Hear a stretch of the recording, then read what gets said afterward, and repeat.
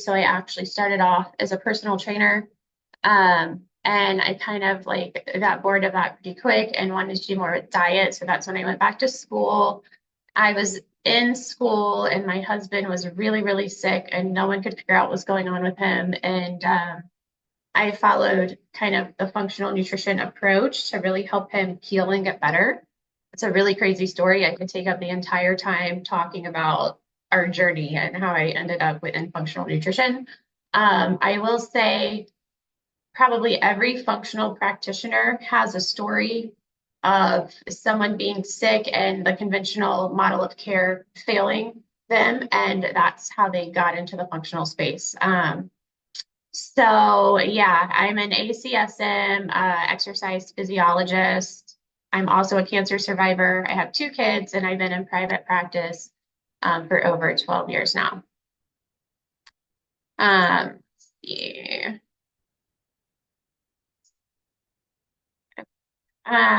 So like I said today, we want to understand common diet therapies and the role that they play and the role the dietitian plays for the following GI conditions. We're going to look at IBS. We're going to talk a little bit about low FODMAP. We're going to talk about SIBO. Does anybody know what SIBO is? You probably pop that in the chat box, and not just the acronym, but like a little bit about it, maybe. Okay, Nadia knows what it is. Awesome. And it's, I mean, as you can see, it's small intestinal bacterial overgrowth. Yes, yes, good. I'm glad you guys are hearing a little bit about it. It's really hot in the functional medicine space, and we're finding a lot of people diagnosed with IBS. Actually, like the reason they have IBS is because they have too much bacteria in their small intestine. We're also going to look at IBD, so that would be colitis and Crohn's disease. We're going to talk about celiac disease. We're going to talk about gastroparesis, and we're also going to talk about acid reflux. And then we've got another cool topic, the gut-brain connection. And we're also going to be going over some case studies today and letting you guys kind of play dietitian and see what you can come up with in terms of how you would approach these clients that we're going to talk about. All right, so there's lots of reasons to look at gut health and to be well versed, and if not in gut health, then at least how it affects people, because lots of people deal with digestive issues. And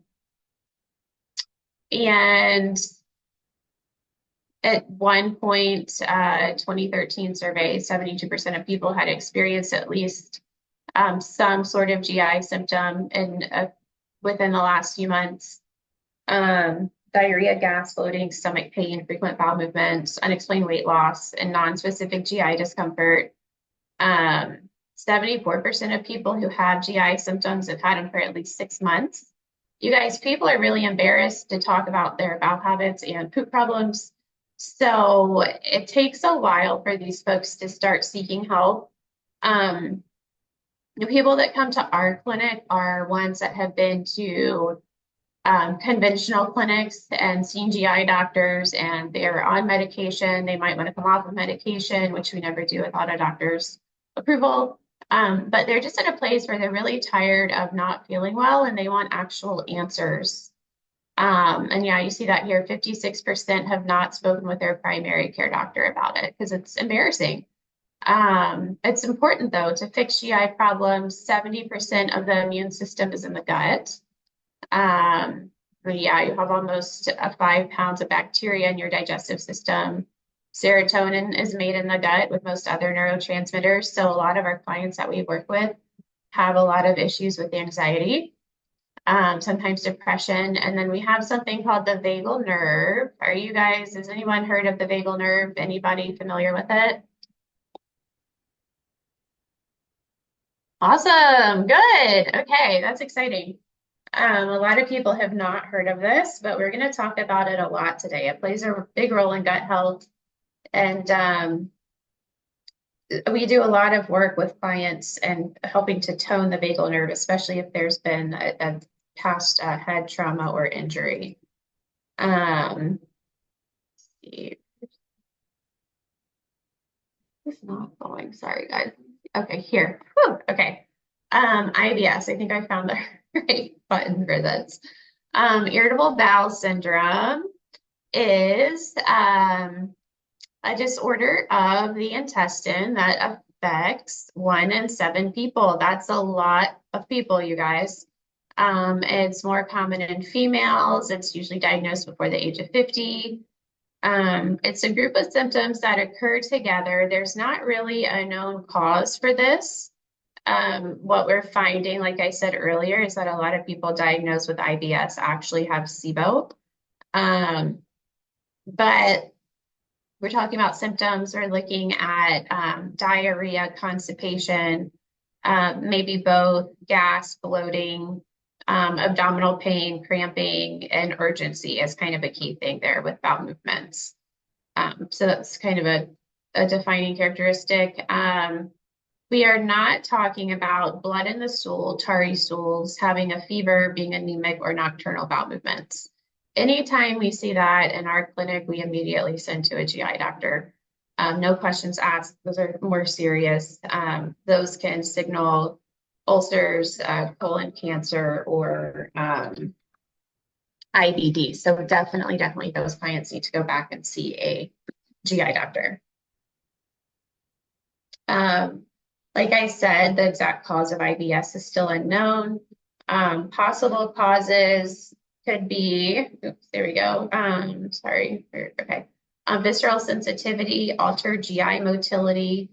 So again, kind of thinking about the vagal nerve. Bacterial overgrowth, right? SIBO, we mentioned that. Post-infectious IBS. So this can happen like after a case of food poisoning, for example, is the most common way that I think of it and what we see the most. So let's say you went out to dinner, you ate something that wasn't cooked well, you got sick, and you never kind of quite recovered from that incident. That would be like a post-infectious case of IBS. You can clearly see something that caused an infection before, and you never quite recovered the gut from that. IBS also has a psychological influence as well. Stress can cause GI issues, anxiety, and depression. So there's a lot of connections there. There's different classifications for IBS. And you guys, when you're working with clients, it's really important to get as much detail as you can, especially in the digestive health space. So many of our clients have never seen the Bristol stool chart, and they've been to GI doctors. So their GI doctor isn't getting a really good grip on the kind of symptoms they're experiencing. For example, like this type 7 is more of an official diarrhea. Soft, blobby poop or fluffy poop is not quite diarrhea. You're definitely trending that direction. But some people will have like a type 5 or 6 on the Bristol stool chart and tell us they have diarrhea all the time. And it's not quite really diarrhea. This is officially diarrhea. Most people don't know what a normal bowel movement should look like because no one talks about this. So a type 3 or 4 is kind of a bowl. Type 2, if it's getting lumpy, then you're trending towards constipation, and then type 1 is full-on constipation. So it's really important, like when we're gathering information with people, that we're really clear on exactly what's going on with them. So IBS is a diagnosis of exclusion. You rule out everything else. If you can't figure it out, then the person gets, and we're not diagnosing, but the gastroenterologist will give them an IBS diagnosis. It's not uncommon to go through some testing to make sure that nothing more serious is going on. But typically, if nothing is found, then it's just a case of irritable bowel syndrome. And I say just a case, but really, like people with IBS are miserable, and their symptoms shouldn't be dismissed just because nothing serious is going on. So that's where my clinic comes in. We help them figure out why they have IBS and what to do about it. Common dietary therapies for IBS are going to be low FODMAP. Sometimes we'll recommend a modified low FODMAP depending on the person. Gluten-free can certainly be helpful, lactose-free. Sometimes people need more fiber, and sometimes people need to ditch the caffeine. dietary changes are really hard for people. And depending on the person you have, how resourceful they are, their history with food, it can be really beneficial to address the easiest, most obvious things first before moving on to more restrictive diets. So, if we see someone who's just eating a ton of junk or drinking like 8 cups of milk a day or, fast food, 5 times a week, whatever, like we might cut those things first just to see if cleaning up the diet a bit or even like a really high sugar diet, like we would go for those obvious things first before pulling out something that's more restrictive or more difficult for someone to follow, like low FODMAP. All right, so FODMAP diet. Have you guys done any work with the FODMAP diet? Learned about it in class at least? Yeah, cool. Okay, so we'll go over it just a little bit and just touch on it and kind of how we use it. Um, so it's a first line of treatment for IBS. It stands for fermentable oligosaccharides, disaccharides, monosaccharides, and polyols. It's done, the research for it's done at Monash in Australia. And the FODMAPs, the reason they can cause GI problems because they ferment, um, which can pool water into the GI tract. It can cause difficulty with digestion and absorption and abdominal distension due to gas production. Let's see. And typically what you do is a low FODMAP diet for 2 to 6 weeks where you're swapping out high FODMAP foods for low FODMAP alternatives. The nice thing about the FODMAP diet is that all of the food groups and nutrients are included. So it's pretty safe. When you reintroduce the food, you do it over a time span of anywhere from 8 to 12 weeks. You do one FODMAP group at a time, one food at a time over a period of 3 days, and you increase serving size each day and monitor for tolerance. And what we really look for with this and what's pretty normal is, maybe there's 1 or 2 FODMAP groups that someone cannot tolerate. If we find there is more than that, or they can't tolerate any FODMAPs at all, then we're going to go a little bit deeper in the functional space. We'll probably recommend a SIBO test or maybe even a stool test to see what's going on in the gut. Because really, in a healthy body, you should be able to tolerate just about any food without having issue. So that's kind of a red flag for us. If someone has just a complete FODMAP intolerance, we'll go deeper. So you guys can just keep this for reference. I don't feel like I need to be reading off every high and low FODMAP food. But you can see like it is nice that you're including all the food groups and there's lots of options for people. And I will say like one reason people come to us is because they're trying the low FODMAP diet and they think it might be helping. They think they feel better, but they're having a hard time reintroducing. They're not sure they're doing it right. There's lots of questions around this. And I feel like FODMAP, like finding information on that online, it's like a game of telephone. Like I mean, I don't know how there's like so many different FODMAP diets for people to follow, but you can find one almost anywhere that anyone has come up with, I feel like. And people just get really confused because the sources conflict. So I really like Patsy Katzos for this. I like Kate Scarlatta. And obviously Monash would be the go-to source in terms of identifying what's high FODMAP and what's not. Patsy and Kate both have lots of recipe ideas.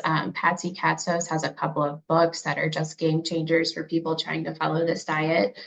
Where I see people get the most hung up with this is the portion sizes and not getting those right and not understanding that you can have some of a food, but not necessarily like a regular amount when you're doing the low FODMAP diet. So this is pretty nuanced, although it seems pretty simple, helping people follow it. And this is just some information on the Monash app, which is helpful for people. But helping people follow it is really key. And we have a lot of people just seeking help specifically for that. Um, yeah, so we talked a little bit about this, but when you're reintroducing, it's one food family at or like one FODMAP family at a time. You do it for a few days, work up the amount, and then you have a washout period, which is like a break in between FODMAP groups. All FODMAPs kind of go into one bucket. So if you reintroduce groups too close together, you're not going to be able to tell if you had a problem with a total load of FODMAPs in your FODMAP bucket or if you had a problem with the individual group. So you've really got to become a scientist and run a really clean experiment when you're reintroducing the foods and also when you're pulling them out. Yeah, so figure out what foods cause symptoms. If anything causes a symptom or a group causes symptoms, you're going to take it out. And then you can try to re-challenge it in the future. Sometimes just letting things calm down in the gut and heal, the body will be more tolerant later on if you want to try to reintroduce things. It's not an allergy, it's not a permanent situation most of the time. Yeah, and we don't want people on the low FODMAP diet forever. It's just a temporary place to go to feel better and figure out what the problem is. Yeah, and this is just some guidance for reintroduction, and you would repeat this pattern for all food groups. So you start with a small portion because if someone has a reaction, you don't want it to be something that takes them out for the rest of the day or a couple days. So if you start with a small portion, that would keep the reaction pretty mild. Then the next day or the next meal, you can have a medium portion depending on how willing the person that's adding the foods back is to go higher. And then at some point you want to do like a large portion or a large serving of a food. You just follow this pattern for all the groups. And sometimes, like I mentioned before, we'll want to do a modified low FODMAP diet. So if someone's had an eating disorder, this might be a better option. If someone's been on in a situation where a full FODMAP diet just isn't going to work for them, like they have a busy lifestyle, they travel a lot for work, or they're going on a trip soon, you might consider a modified approach. Some vegetarian and vegan patients might need this.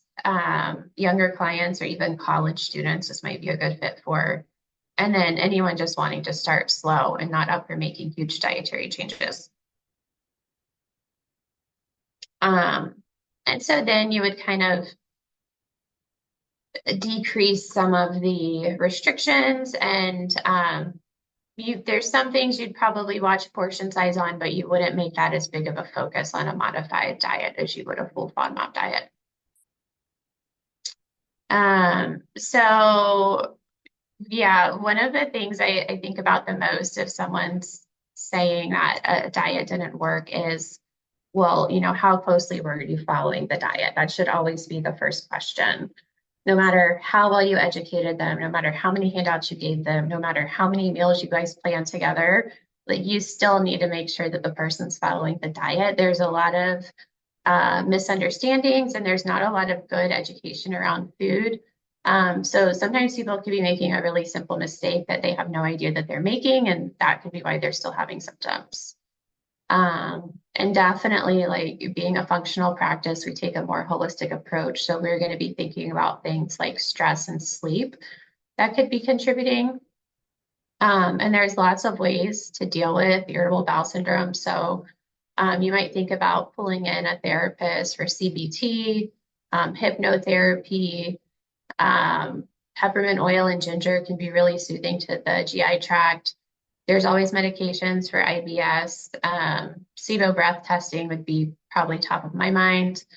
And if someone has come to our clinic without seeing a GI doctor, we're usually sending them to a GI doctor just to be cautious. And, we don't ever want to be responsible for someone not getting a diagnosis that they need.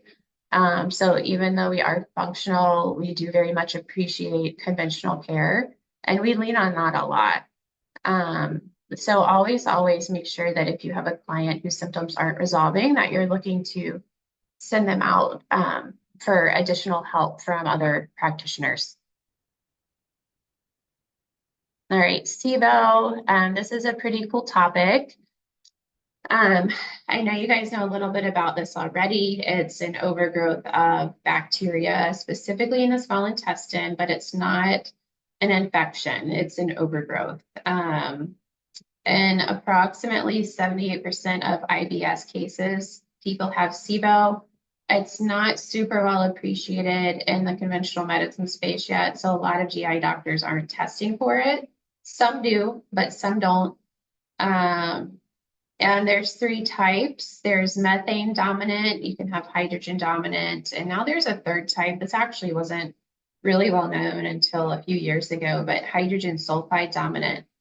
And if you have methane dominant SIBO, usually the person's going to present with constipation. Hydrogen dominant SIBO, you'll usually see the person present with diarrhea. And then the hydrogen sulfide SIBO, you can see constipation or diarrhea with that. And you guys, I am watching the chat box, so if you have any questions as we're going through, please don't hesitate to pop in and ask them. Okay, so yeah, signs and symptoms. Bloating is like the biggest hallmark sign of SIBO. So anytime someone comes to us and they say that they feel pregnant or they look pregnant or you know, I'm always so bloated if we are recommending a SIBO test. Any sort of like IBS type symptom, really, like diarrhea, constipation, acid reflux, nausea, cramping, an IBS diagnosis, FODMAP intolerance is kind of a flag too. You might see rosacea or eczema, migraines, anxiety, depression. Most of our patients have anxiety, you guys. These GI issues just kind of drive that for people. Brain fog and fatigue also. And then there's lots of causes of SIBO. So this is really interesting. Gosh, there's so many. I'm not going to read all of them off, but some common ones that you'll probably see. Food poisoning, you know, small intestinal obstructions, adhesion, strictures. Anytime someone's had abdominal surgery, that's kind of a flag that this could be going on for them and leading to bacterial overgrowth. Traumatic brain injuries. This is where we think about head injuries, the vagal nerve, SIBO all being connected. Diabetes, any sort of pancreas issues, chronic pancreatitis, liver dysfunction, hypochlorhydria. Does anybody know what hypochlorhydria is? Put it in the chat box if you do. Motility disorders, again, thinking about the vagal nerve. And, oh, good, okay. Yes, Laura, you're correct. That is low stomach acid. So think about this, you guys, and just how the body works. Like stomach acid is your first line of defense in preventing infection, right? It also helps break down food. So if someone has low stomach acid, they're going to be more susceptible to overgrowth and to harboring pathogens because that first line of defense wasn't there.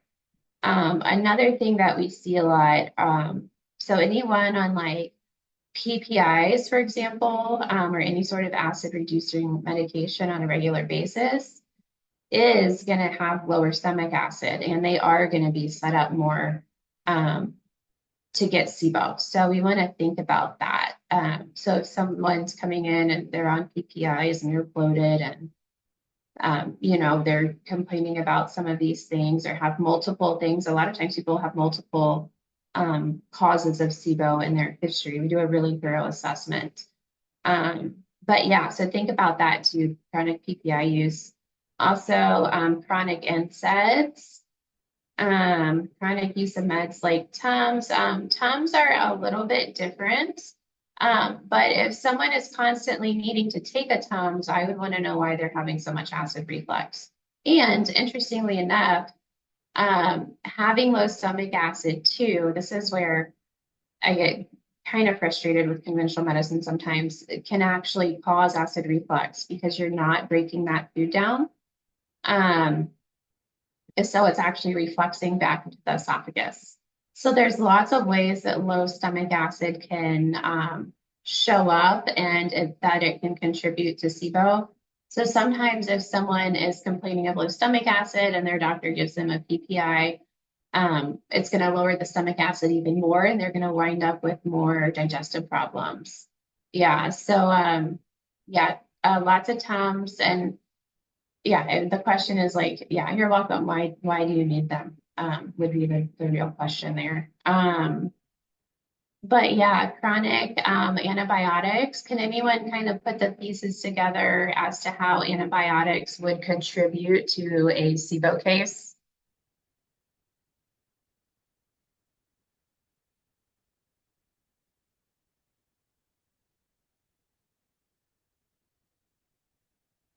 Yeah, good. Awesome. Okay, I like it. You guys are thinking this morning. Good. Yeah. So wiping out the good bacteria can encourage other bacteria to overgrow, and that's not a good thing. Sometimes antibiotics are necessary. We absolutely have to have them. Um, but, or I should say, and if someone's on antibiotics, you want to make sure as a dietitian is in your full scope to do this, that they're also taking a probiotic. And just kind of a clinical pearl, probiotics should be taken 2 to 4 hours apart from antibiotics. I prefer 4. Some people think 2 is okay. I just like to be overly cautious with that because if you take them too close together, the antibiotic will eat your probiotic because it's wiping everything out. And you guys, just like one normal course of antibiotics, it takes the gut about 6 months to fully recover from. So think about that also. Yeah, so our favorite probiotic right now, I think with the best research behind it is Megaspore. It's a spore-based probiotic, so it survives longer in the GI tract and is more likely to colonize. And Michaela, yeah, so just apart from the antibiotic, it could be before or after. Sometimes antibiotics are taken twice a day, so you just have to, whatever works best for the patient, just not together. Yeah, so SIBO testing. What's really cool for our clinic is that we can order SIBO breath testing. It has something to do with being in the state of Georgia. I'm super thankful for it. We can also order stool testing. So if you're a dietitian working in Georgia, you actually have access to this really cool stuff. So be aware of that. And, the functional space, you can't just jump into it because one of my favorite things that I've learned when I first started my functional training is that you do not know what you do not know. And if you don't know what you're doing in this space, you can really hurt someone. So you've got to be cautious and you have to know what you're doing. But if you're willing to put in the time and effort into studying this stuff, you can really change people's lives with the breadth of like knowledge and testing and while still staying within our scope of practice. So just know that if you guys are interested in the functional space, like there's definitely some training, but it's a really, really cool space to be able to practice in. So yeah, and there's even a jejunal aspiration test, which is invasive. Breath testing is much easier for people to complete, less risky. There's a prep diet to follow. If test results ever come back looking funny, we're definitely going to be asking if someone followed if they followed the prep diet the day before. That's essential. It involves drinking a couple of substrates and breathing into tubes for a few hours. And then, yeah, there's not actually a test for hydrogen sulfide SIBO yet, but there is a way. I'll show you how you can figure out if it's going on for someone. So just a couple of examples of what SIBO breath test results look like. What you're looking at here is the amount of gas that was produced and the timeline of collection when the people are breathing into the tube. We have one line, the blue line here is tracking hydrogen, and the black line is tracking methane gas. So this person would obviously test positive for hydrogen, and they do have a little bit of methane as well.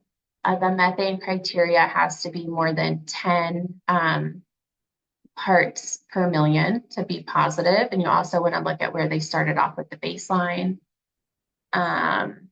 Here we have another test that's kind of looking a little bit, it's definitely negative for hydrogen, but there might be a little bit of a methane situation going on. And then we have, this is more of what we would call a flat line. And before we knew better, before we knew about hydrogen sulfide, we would have told the person they didn't have SIBO. But the truth is with this case is it looks more like hydrogen sulfide. So the more we know, the more we can really help people. And it's really important, I mean, in any area of dietetics to stay on top of the latest research. So we're continuing, you know, even at the level that my practice is running at, we're continuing to do continuing education and staying on top of this stuff because especially with SIBO, it's just changing all the time.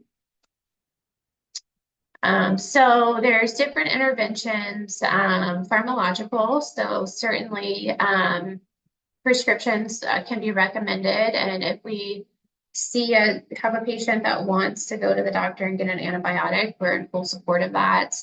But make sure that the doctor is prescribing the right antibiotic for the patient. Sometimes Xifaxan will be prescribed for hydrogen SIBO or methane SIBO, and that's a mistake. It can actually make methane worse.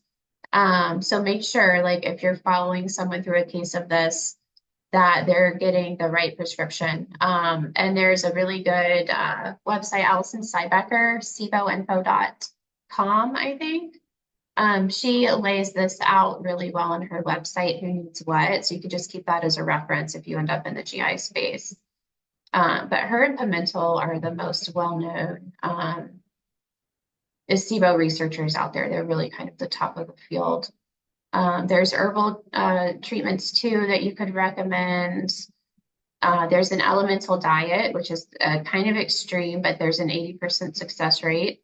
It involves drinking shakes for 2 weeks, and the shakes are very, very plain. They're literally like, they're just nutrients. And it's hard. It's really hard for people to do, but they do have good success.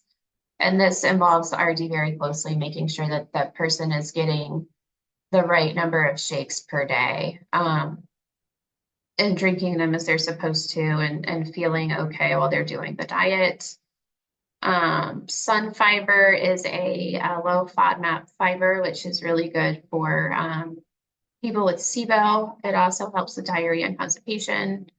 And then there is obviously the low FODMAP diet could contribute and be helpful for SIBO because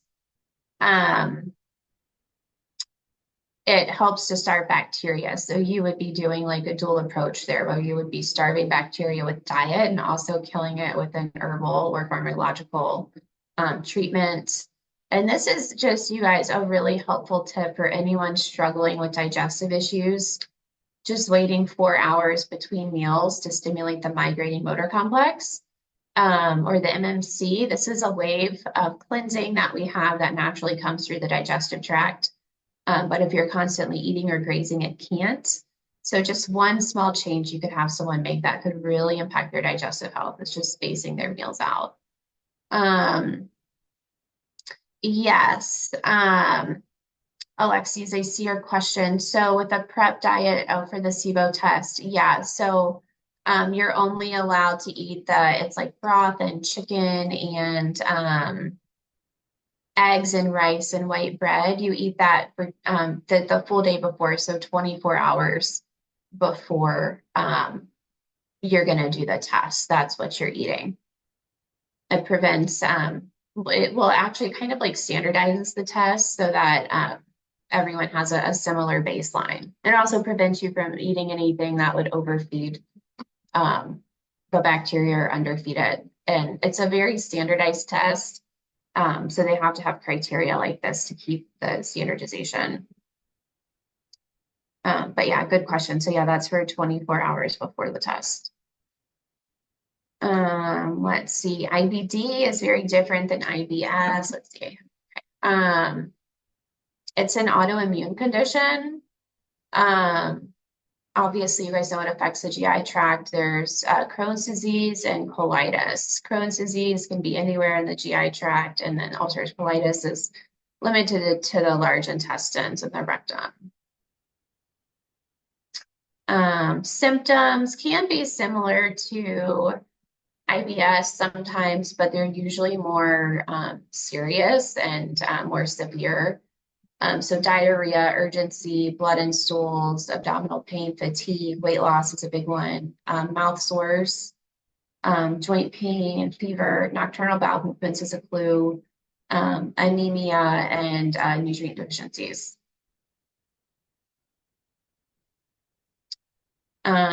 So yeah, you have to be diagnosed.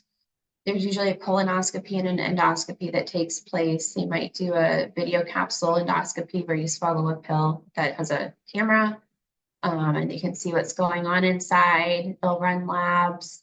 The vitamin D can be severely, severely low in these patients. One time I had a client who had a vitamin D of 9, you guys, a 9, and she was a Crohn's client.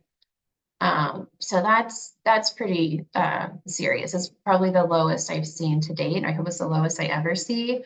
One interesting thing about vitamin D, conventional medicine, like if you look at labs from a doctor, the acceptable lab is going to be anywhere from 30 to 100 for vitamin D. Does anybody know what the functional or the optimal range of vitamin D is? Drop it in the chat.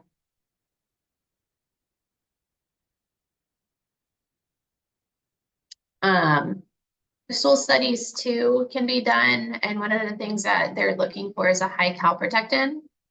We can actually get calprotectin. It comes with the stool test that we do, and if it's ever really high, then we're sending that person to a GI doctor for an endoscopy.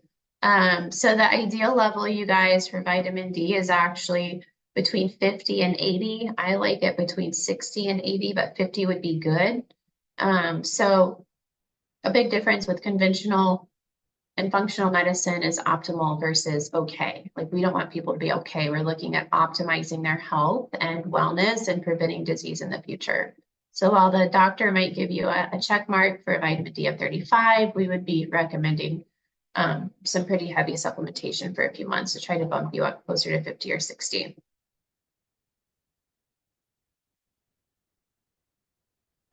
Potential complications with IBD, this can get really serious. So just always make sure that the IBD patients, if you ever work with them, are following up with conventional care.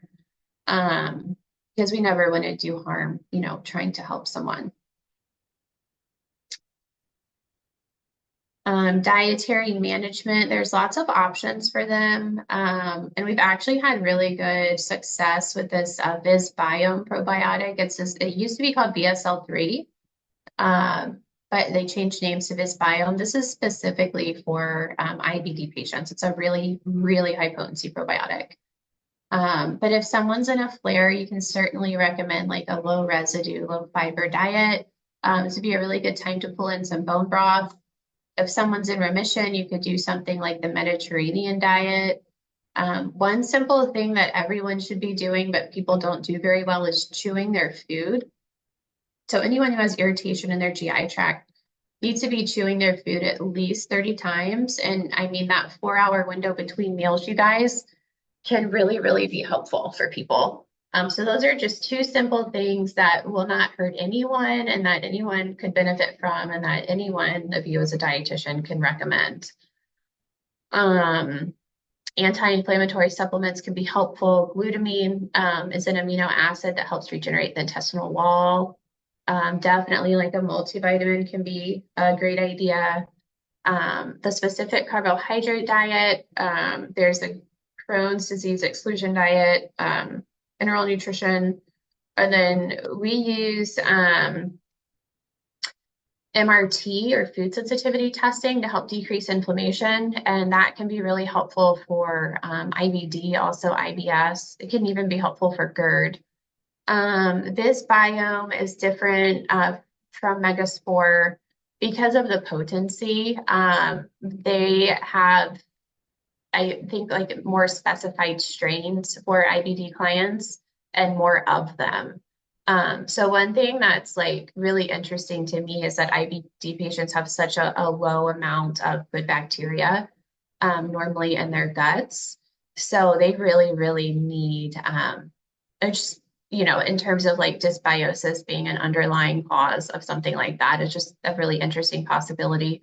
Even though we can't really prove that right now, but it's kind of out there. But this biome is really, really helpful for that because of how much and because of the targeted strains.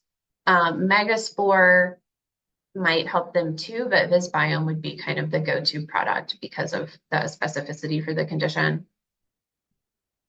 Celiac disease, I hope you have all been talked to about this. It's a digestive disorder that damages the small intestine. It's triggered by eating foods containing gluten. And it's so interesting. So 1 in 141 Americans have celiac, but most people don't know they have it. Genetics can be a really kind of the underlying cause. And sometimes people will like have the celiac gene. I mean, you can have a gene for something and not have the condition. But they might have like a traumatic or stressful event happen, and then that gene gets turned on, and then they're showing signs of celiac disease. So that's interesting. We've seen that in practice. And symptoms, bloating, diarrhea, constipation, gas, nausea, fatty stools, stomach pain, vomiting, the dermatitis here, the kind of bumpy red skin is a key sign, and also nutrient deficiencies. And one thing, you guys, you have to be eating, Nadia, that question, I feel like we could talk about for about an hour.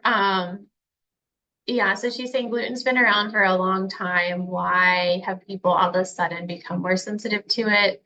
I mean, it's hard to say. I mean, it really is. I think autoimmune diseases have picked up in general. I think there's a lot of potential reasons, really. But what I want you guys to understand the most out of this, I even think it's kind of debatable. I'm going to stay away from it so we finish on time. But what I want you guys to get the most out of this is that you have to be eating gluten to get tested for celiac. You would not believe the number of people that come in and have been tested for celiac but weren't eating gluten. And this is kind of a tricky situation as a practitioner, because if someone does have celiac or even just a gluten intolerance and pulls it out of their diet and feels better, they're not going to want to add it back. And that's fine. I mean, if you feel better without it, just common sense is take it out. But there is a lot of benefit to getting a correct gluten or celiac disease test. There's other conditions, for example, that you would be screened for if you have celiac disease early, like type 1 diabetes, stomach cancer, all of these like other conditions that are associated with it. Thyroid disease is more common. You might get more attention on your thyroid and, better care around that in case that were to become an issue. There's family members that you have that might want to be screened for it. So just as much as you can, if you come across someone and they think they have celiac disease, make sure they get the blood test done before they take gluten out of their diet. Because that really, if the blood test isn't positive, they won't get the endoscopy. So just make sure that, you do as much as you can to help people get diagnosed correctly. Yeah, these are gluten grains and their alternatives. You guys can save this for reference. Common foods that contain gluten. And you guys would not believe, like, this stuff, I mean, food labels change all the time, and sometimes people will think that they're following a gluten-free diet when they're not. So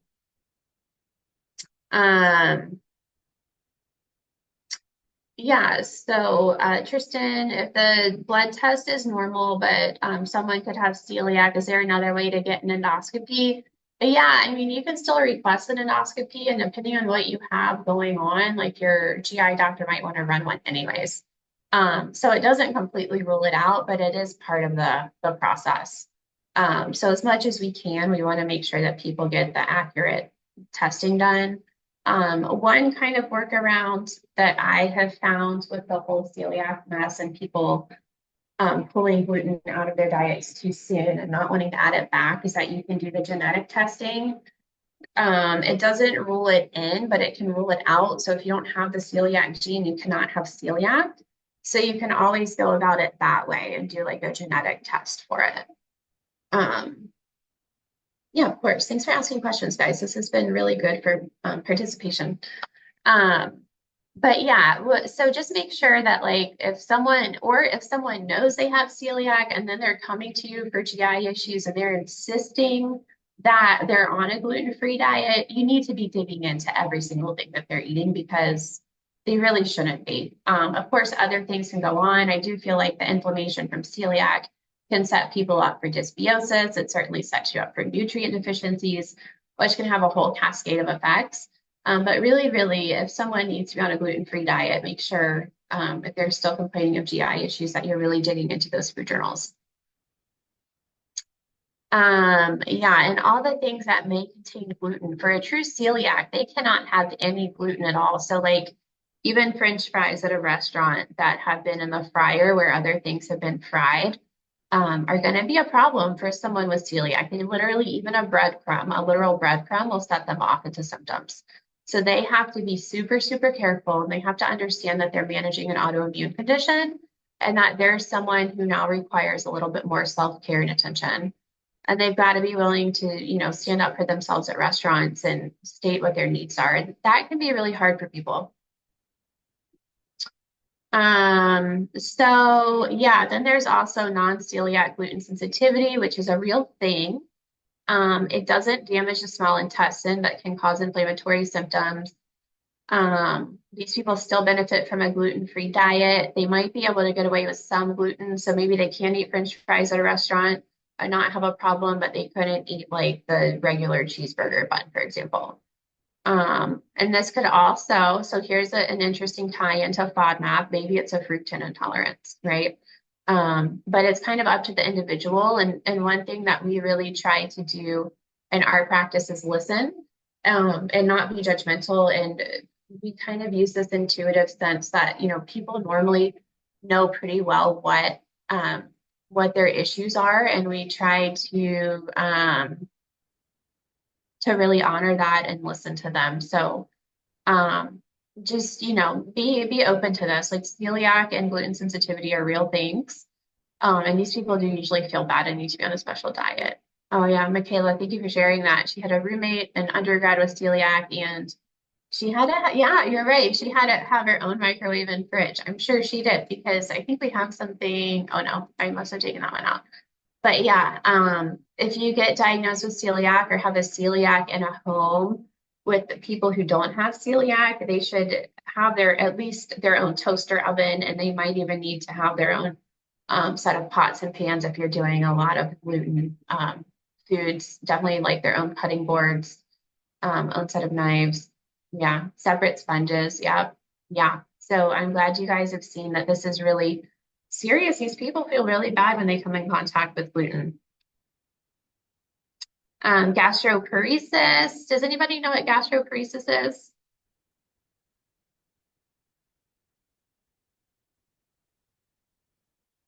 Yes, slow motility. Good. Yep, you got it. Yeah, so symptoms. You see this sometimes in diabetes. I don't know if you guys know that, but we definitely see those together. Symptoms are nausea, vomiting, constipation, abdominal pain, and bloating or distension. Uncontrolled diabetes, narcotic use, post-infectious IBS, nervous system disorders, and sometimes it's idiopathic. I was just saying that there's a connection with diabetes and gastroparesis, especially uncontrolled diabetes.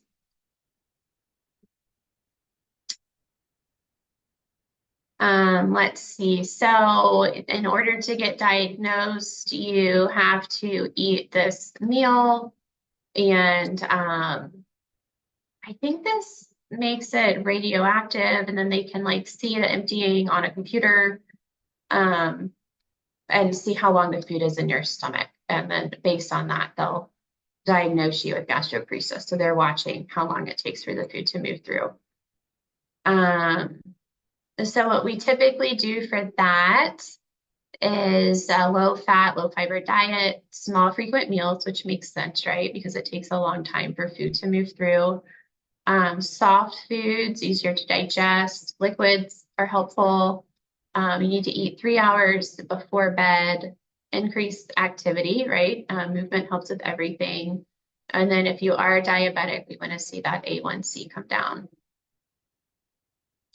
GERD is basically acid reflux. When contents of the stomach are flowing back into the esophagus. This is kind of crazy. 60 million people have GERD at least once a month, and 25 million, this is so crazy to me. 25 million people have symptoms daily. So this is not normal, you guys, and this is another big difference where functional medicine says, well, why is this happening? And conventional medicine says, well, okay, like, you know, this is just what happens. Do they know what's a symptom of GERD? I figured it'd be easier to just ask it. Oh with, yeah, go ahead. but Hi. hi. So if 25 million people have these symptoms, are they saying, oh, this is my GERD acting up, or is it just a symptom that they've had their whole life and they just think it's normal for them? Oh, that's a great question. It's probably a mix. I think sometimes people get used to dysfunction being normal, and sometimes people are like, "Oh yeah, I have acid reflux. Here it goes again."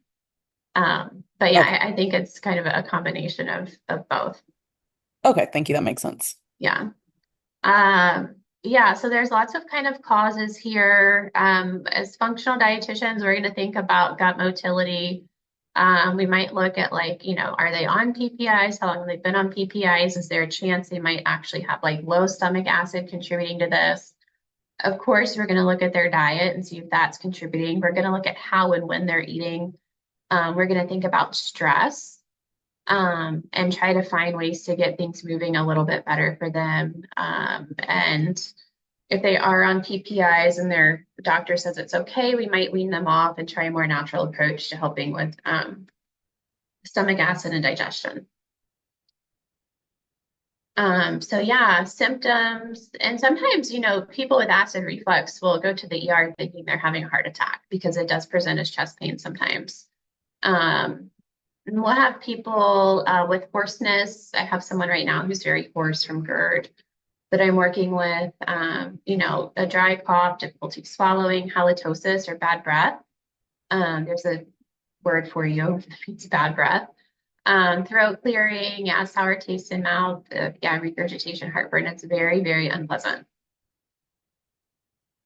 So simple things people can do, small frequent meals, sitting up for an hour after eating, last meal 3 to 4 hours before bed, elevating the head of the bed 6 to 8 inches. So if you guys have ever, I think of like my college dorm, but those like bed raisers that you get, those little blocks you put underneath the foot of the bed, you can just put those under the feet of the bed at the head of the bed, if you know what I mean, and that will give you a good 6 inches of elevation.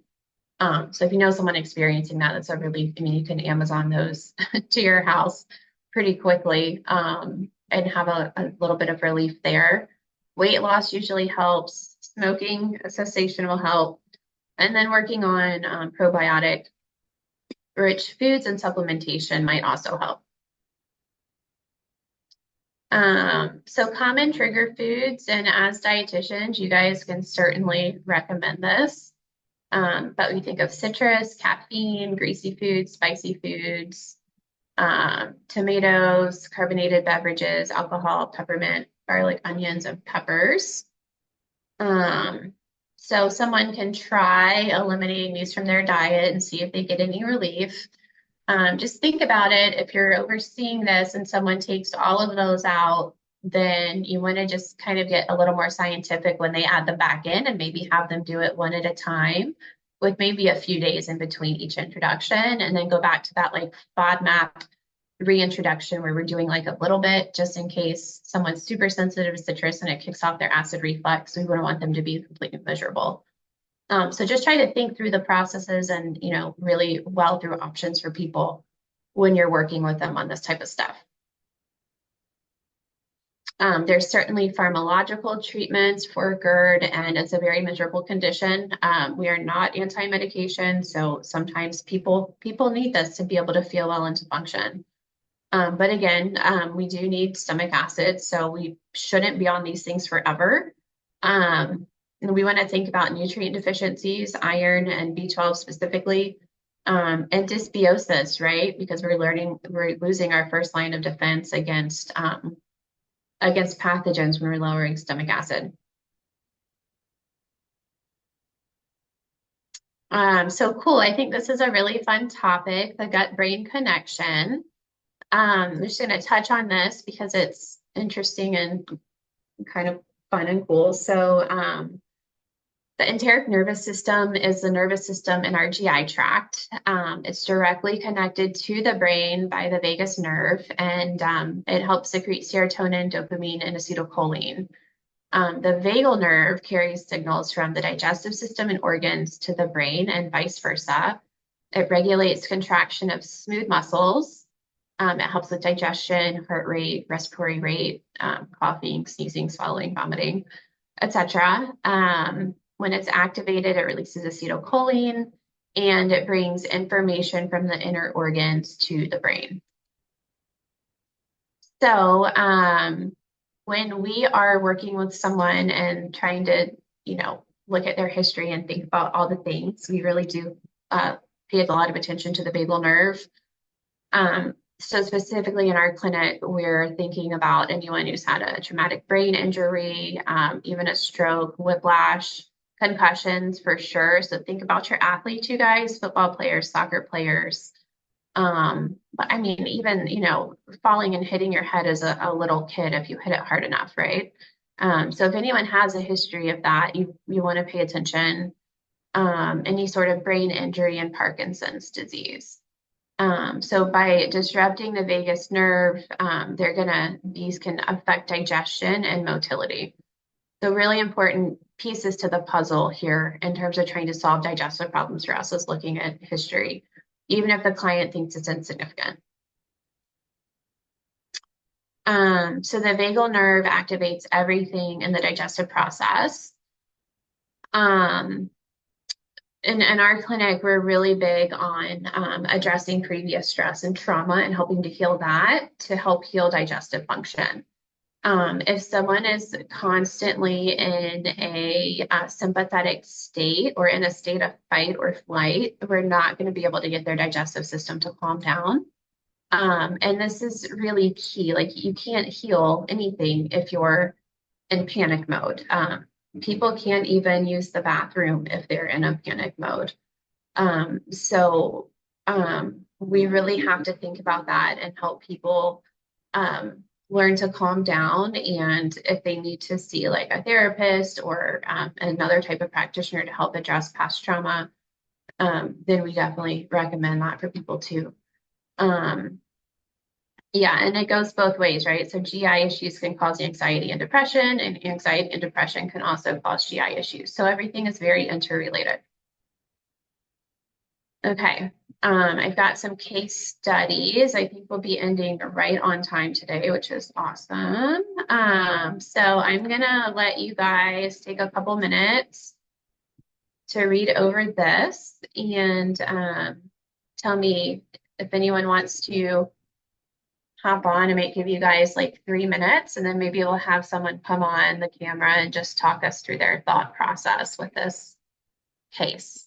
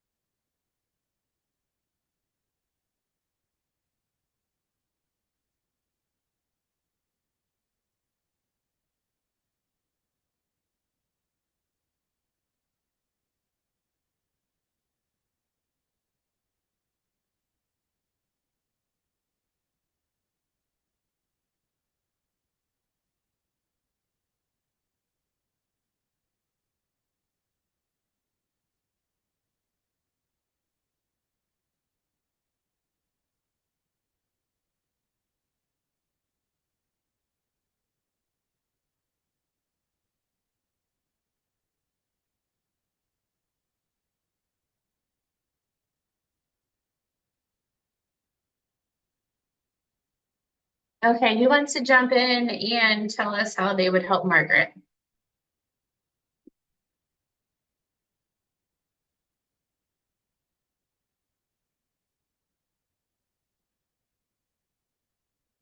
Okay, refer to GI doctor for SIBO breath test. I like it. What else are you guys thinking?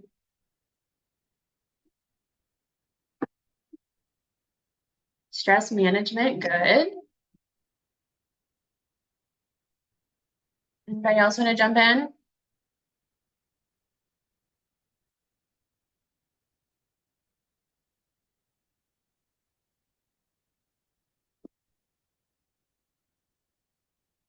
Yes, thank you. Ask her how she's moving through the FODMAPs. I like it. Yes, thank you. That's so important. You have no idea so many people get stuck on the FODMAPs diet or just aren't doing it right. And just the smallest tweaks to that diet, you guys can make the absolute biggest difference. I love that you're thinking about that. Cool. Awesome. Yeah, nutrition assessment and diet recall. Timing of meals. Thank you. Guys are listening so well today. I love it. Yeah, so we said SIBO growth breath testing, follow the FODMAP diet closely. Sun fiber, it's a low FODMAP fiber to help with bowel movements, spore-based probiotics, and then manage stress and talk to her about the vagus nerve connection. So yeah, awesome. Okay, let's do another one. You guys are doing great. Yeah, sleep too. Good. I like it. Okay, so I'm gonna give you guys a couple minutes to look at this and let me know what you would do. I'll be back in just a minute.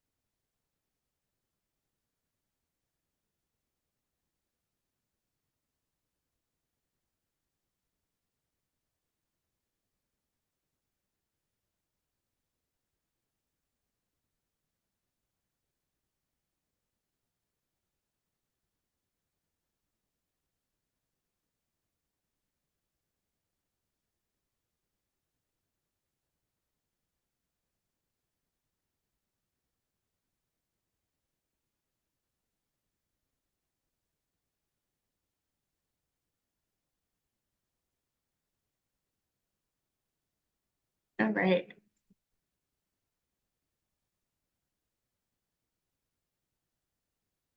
Awesome, guys. Okay, so yeah, I like it. Blood and stool refer to GI doctor. Thank you. And nocturnal bowel movement. Yeah, very good.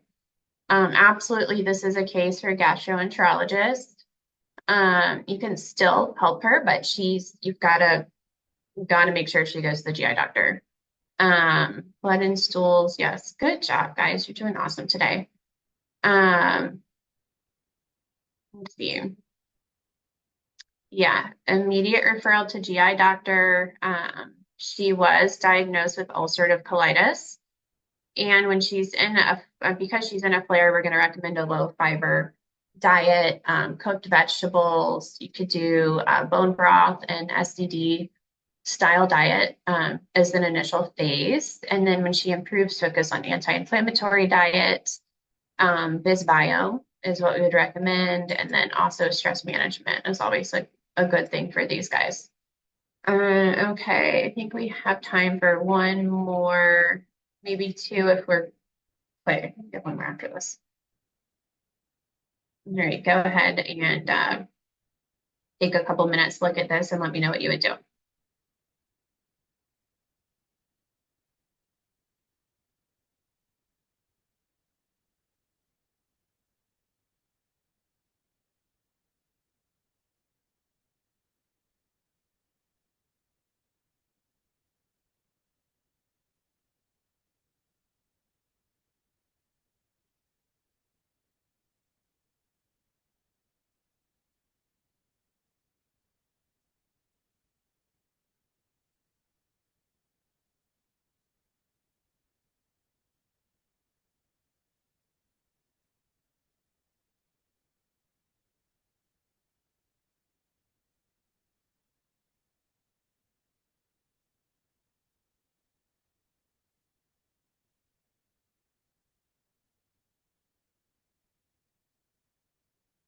Great, good job, guys. See, yeah, we're all picking up on the celiac testing. I like it. Yep,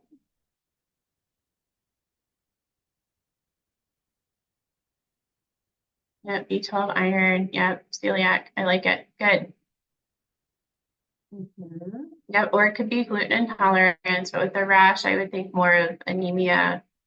Um, yeah, and anemia doesn't necessarily rule out IBS. You could be IBS and anemic at the same time. Let's see what, yeah, celiac testing. Oopsies, came back positive, so she needs a gluten-free diet. We're going to educate her on gluten-free foods. Can connect her with a dietitian on campus. It's a great affordable option. Change out pans, toasters, etc., which you guys were mentioning this earlier. I'm going to educate her on what to say when eating out. She's got to be able to stand up for herself. Give her some okay alcohol options since she is in college if she does drink. We do need to be realistic about that and help her as much as we can, even though obviously we wouldn't recommend it. But at least if she's going to do it, she knows the best way to do it. Multivitamin support with iron, micronutrient testing, and then always a good idea, probiotic foods and supplements. Okay, I think I am going to stay on time today. There's one more you guys can do for fun. I'll send these out to Ashley and you guys can look at it later. I did put a link. Oops, what am I doing? Oh, earlier I mentioned IBS symptoms don't include anemia. So yeah, anemia is not a symptom of IBS, but it doesn't mean that someone couldn't have anemia and IBS. I hope that makes sense. Yeah, they would probably have anemia if they weren't absorbing food well and had irritable bowel syndrome. They don't necessarily have to be exclusive. I hope that makes sense. Yeah, so thanks for having me today, guys. I hope this was fun for you. I really enjoyed all the participation, so thanks for that. This is my contact information. We do take interns a few times a year. We'll probably start back up. We're slammed right now, but we'll probably start back up in the spring. With that, I have a QR code where you can download our free ebook. It has 5 tips for improving your digestive health. And they're things that you can start doing right away that would benefit literally anyone with digestive problems. So it's a really cool resource for you to have, and it will put you on our email list where you can keep in touch and get all of the latest and greatest information on gut health that we share with our online community. Yeah, so I hope this was, yeah, thanks, guys. Thanks for having me. And if anyone needs anything or has follow-up questions to this, feel free to reach out afterwards. I'm happy to help with questions and, all sorts of things. Yeah, thanks, guys.